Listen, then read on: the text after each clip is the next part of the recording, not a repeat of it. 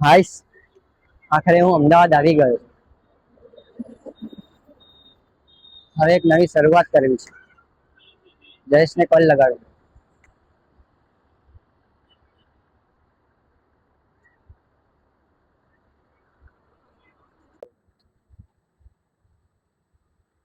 પછી જઈશું આપણે મારા ઘરે. હેલો. હેલો. હા જયેશ, હું અમદાવાદ આવી ગયો છું.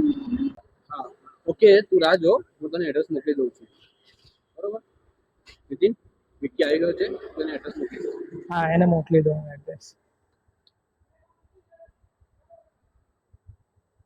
મોકલી દીધું. મોકલી દીધું ભાઈ. ઠીક છે, એને ત્યાં જવા દો.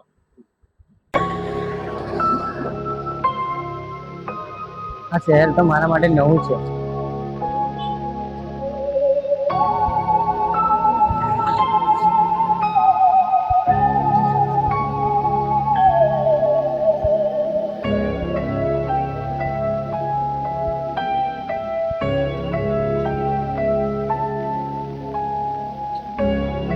લાગે હાથ ગલી લાગે છે.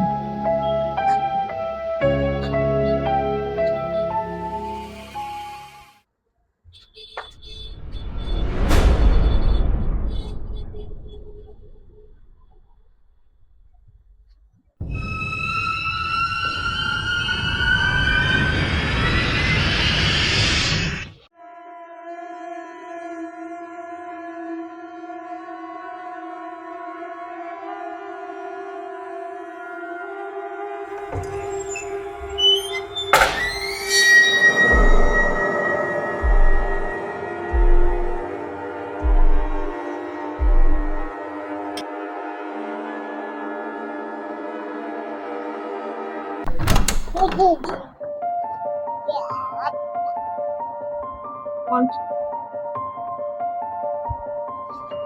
કેમ આવ્યા છે? શું કામ? મને અહીંયા રહેવા માટે એડ્રેસ મળ્યું છે. Okay, sorry.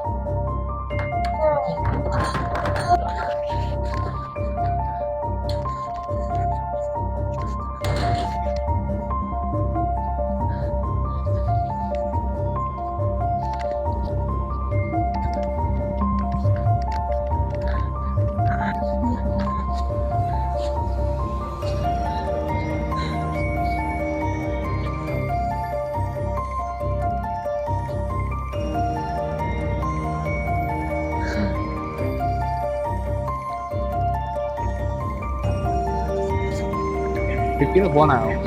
પણ ને હલો. હા ભાઈ બોલ. તમે લોકો મારી સાથે મજાક કરી રહ્યા છો? કેમ, શું થયું ભાઈ? શું વાત કરે છે વિક્કી તું? એ ઘર તો 5 વર્ષથી બંધ છે યાર. હલો, ચાલુ રાખજે, ધર્મેશ ના હાલું. Hello hello.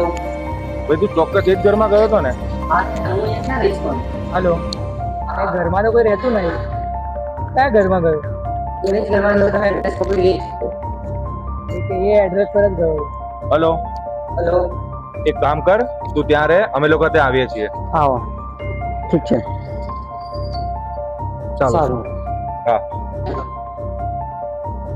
લાગા કોઈ બીજા ઘરમાં ગયો લાગે છે, આપણે ત્યાં જઈએ. હા ચાલો, વાંધો નહીં. ચલો.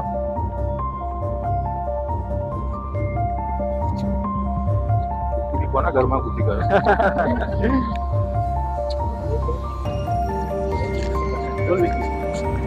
અહીંયા તો પહેલેથી ફેમિલી રહે છે. શું વાત કરો? શું વાત કરે છે યાર તું? ચલો સાથે જઈએ આપણે. ચાલો.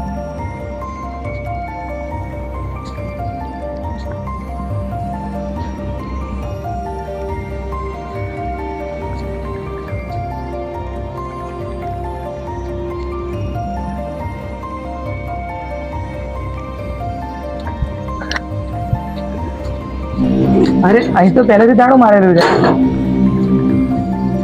તો અંદર ગયો તો? હા, તો મેં પછી અંદર કોને જોયા? હું ગયો તો અંદર. બેસેલા હતા લોકો.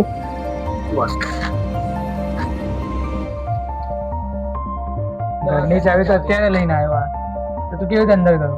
હું અંદર જઈને આવ્યો, લાઈટ ચાલુ હતી, લોકો બેસેલા હતા, એમને મને સવાલ પણ કર્યો. 5 વર્ષથી બંધ. તો અંદર બેઠેલા હતા એ લોકો કોણ હતા? આવો ખોલીને જોઈ લઈએ એકવાર આપણે.